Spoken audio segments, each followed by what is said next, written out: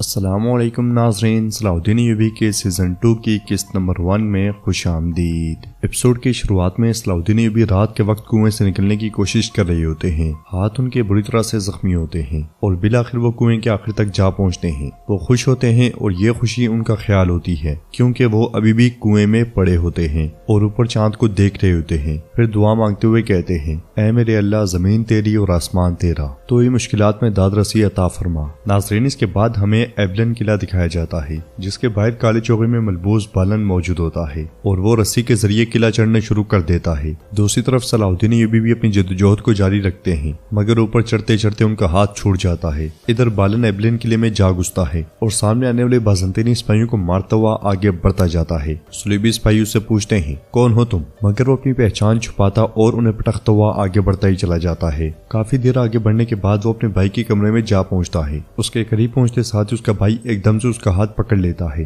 इधर जंगल के बीचों बीच सलाहुद्दीन अय्यूबी कुएं से बाहर आ निकलते हैं और निकलते साथ ही गिर जाते हैं। फिर उठते हुए अल्लाह का शुक्र अदा करते हैं और सजदा रेज हो जाते हैं। सजदे से उठते साथ ही उन्हें मस्जिद अल-अक़सा पर सुलेब का निशान नजर आता है जिसे देखकर वो बहुत परेशान हो जाते हैं और कहते हैं, मेरे अल्लाह तू अजीम है। आसमानी बिजली की चमक गरज के साथ ही सुलेब का निशान जा गिरता है जिसे देखकर सलाहुद्दीन अय्यूबी मुस्कुरा देते हैं। नाज़रीन, इस मर्तबा ये सलाहुद्दीन अय्यूबी का ख्वाब होता है और वो अभी भी कुएं में होते हैं। जो बीच कुएं में सलाहुद्दीन अय्यूबी भूख से बिल्कुल निढाल होते हैं और मुसलसल अल्लाह से दुआ मांग रहे होते हैं। इधर आगे बढ़ते हुए शेरको सुल्तान से कहते हैं, मेरे सुल्तान, लश्कर बेसुकून है। सलाहुद्दीन की गुमशुदगी ने हमारे बाजू और हाथ बांध दिए हैं। हम कुछ की तरफ पेशकदमी नहीं कर सके, मिस्र की जानिब भी पेशकदमी नहीं कर सके। चारों तरफ से आवाजें उठ रही हैं। लश्कर को दाएं बाएं मोड़ने में दुश्वारी है। सुल्तान रुकते हुए पूछते हैं, सलाहुद्दीन को गायब हुए कितना अरसा हो गया है शेर को? कितने दिन हो गए बताओ, और निशानात? तो शेर को कहता है, नहीं। सुल्तान गुस्से से कहते हैं, तुम्हारा भाई अय्यूब गैर मोतबर अफवाहों पर यमन की तरफ घोड़े दौड़ा रहा है, क्या कोई इतला है?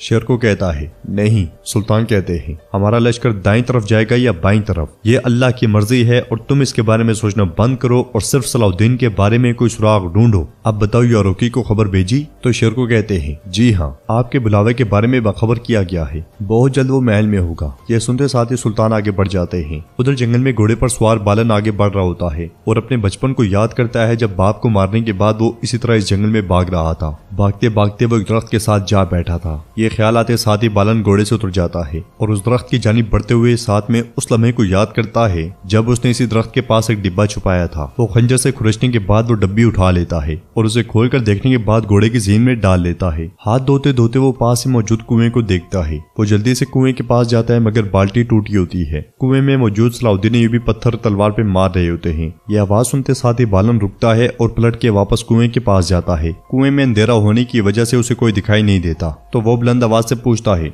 नीचे कौन है? अगर तुम मुझे सुन पा रहे हो तो बोलो। सलाहुद्दीन अय्यूबी गहरी सांस लेते हुए कहते हैं, मैं हूँ। यह सुनकर बालन कहता है, मैं तुम्हें निकाल लूंगा, सब्र करो, रस्सी को मजबूती से पकड़ने की कोशिश करना। यह कहते साथ ही वो रस्सी कुएं में फेंक देता है जिसे देखते हुए सलाहुद्दीन अय्यूबी अल्लाह का शुक्र अदा करते हैं। वो इस कदर थके हारे होते हैं कि बमुश्किल खड़े होते हैं और आखिरकार रस्सी को सिर्फ पकड़ते हैं। रस्सी ढीली महसूस करने पर बालन कहता है, रस्सी को मजबूती से पकड़ो। अगले लम्हे बालन रस्सी खींचनी शुरू कर देता है और कहता है, दुआ है कि रस्सी बनाने वाले ने इसे मजबूत बनाया हो, थोड़ा सब्र करो, बस तुम पहुंचने वाले हो। बुलंदी पर आते आते सलाहुद्दीन अय्यूबी का हाथ एकदम से छूट जाता है मगर बालन एकदम से रस्सी छोड़कर उन्हें पकड़ लेता है और उन्हें खींचते हुए बिलाखिर कुएं से निकालने में कामयाब हो जाता है। फिर कहता है, मैंने सोचा नहीं था कि ये इतना मुश्किल होगा, क्या तुम ठीक हो? मगर सलाहुद्दीन अय्यूबी कुछ बोल नहीं पाते तो बालन उन्हें पानी पिलाता है। पानी पीते साथ ही सलाहुद्दीन अय्यूबी बेहोश हो जाते।